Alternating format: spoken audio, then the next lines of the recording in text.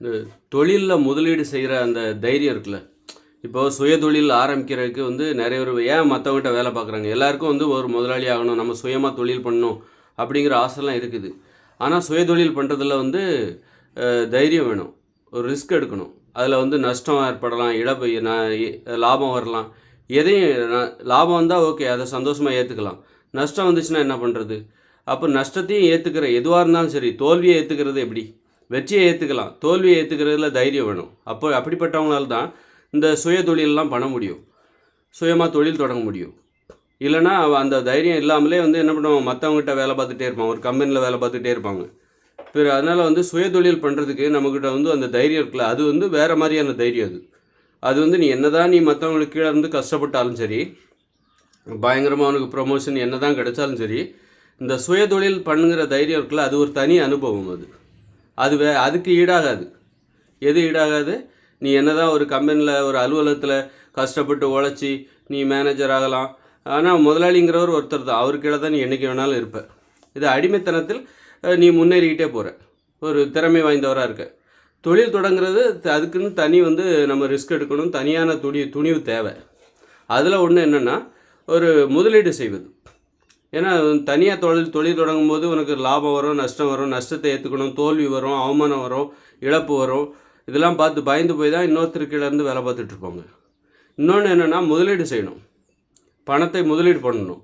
முதலீடு பண்ணுற அது தன்னம்பிக்கை. தனியாக தொழில் தொடங்கும்போது, தனியாக ஒரு தொழில் தொடங்கும்போது நம்ம மேலே இருக்கிற அந்த தன்னம்பிக்கை தான் முதலீடு செய்வதற்கான தைரியத்தை கொடுக்கும்.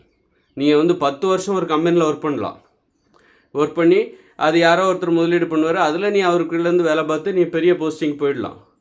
ஆனால் நீ என்றைக்கு சுயதொழில் தொடங்குறியோ அன்னைக்கு தான் தெரியும் இந்த இந்த நமக்கு அதற்கான முதலீடு செய்கிற தைரியம் நமக்கு இல்லை அப்படிங்கிறது. அப்போ அதை நம்ம உருவாக்கணும்.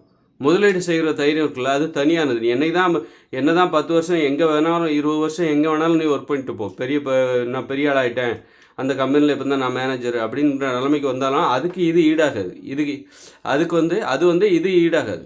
இது ஈடாகாது. அதனால் அந்த முதலீடு சுயமாக ஒரு தொழில் தொடங்கி அதுக்கு நீ முதலீடு பண்ணுற பாருங்கள், அந்த தைரியம் ரொம்ப அபாரமானது, சாதாரணமான விஷயம் கிடையாது.